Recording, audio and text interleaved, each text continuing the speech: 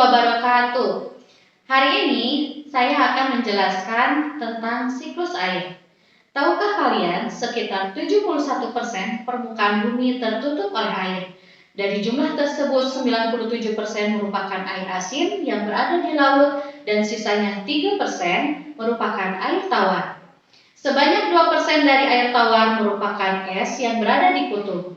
Sisanya yang dapat digunakan berada di danau, sungai, dan air tanah.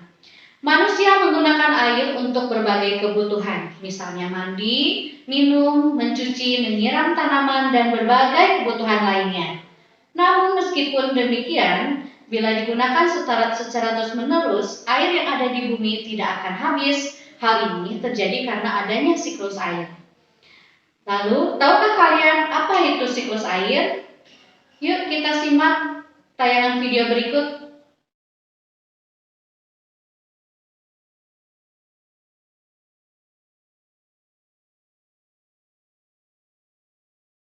Hujan itu terjadi karena perputaran air di bumi.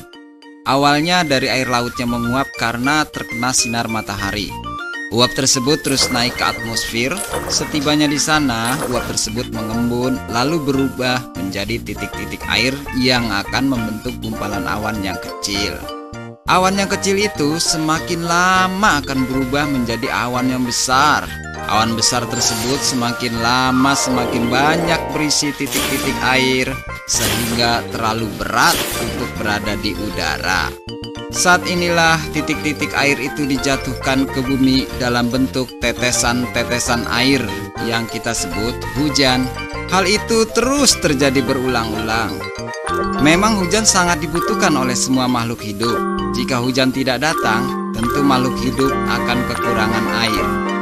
Begitu pula sebaliknya, jika air hujan turun berlebihan, ia bisa menjadi bencana tanah longsor dan banjir yang menakutkan.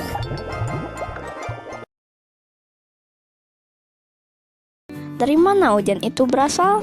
Atau bagaimana awan bisa terbentuk? Ya, inilah siklus air. Di saat matahari memanaskan lautan, air menjadi uap air dan naik ke udara. Proses ini disebut dengan penguapan atau bisa disebut evaporasi. Ketika uap air itu mencapai langit, uap itu akan berubah menjadi tetesan air kecil. Tetesan air ini bersama dengan berbagai gas dan partikel debu bersatu membentuk awan. Ini dikenal sebagai kondensasi. Kalian juga bisa melihat penguapan ini di rumah. Lihat saja ketika kalian atau orang tua kalian sedang memanaskan air. Ketika kalian membuka tutupnya, setelah beberapa saat, kalian akan melihat tetesan-tetesan air di tutupnya. Itulah kondensasi. Ketika awan terlalu berat dan tak bisa menahan air lagi di dalam, awan itu langsung mengeluarkan hujan es dan salju. Ini dikenal sebagai presipitasi. Saat hujan, air dikumpulkan di lautan, danau, dan sungai. Air yang turun dari langit akan terserap juga oleh tanah dan menjadi air tanah. Tahukah kalian bahwa tanaman pun berkeringat? Itulah yang disebut transpirasi.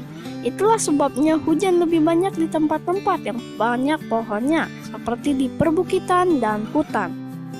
Jadi, siklus air adalah proses yang berkelanjutan, evaporasi, transpirasi, kondensasi, dan presipitasi.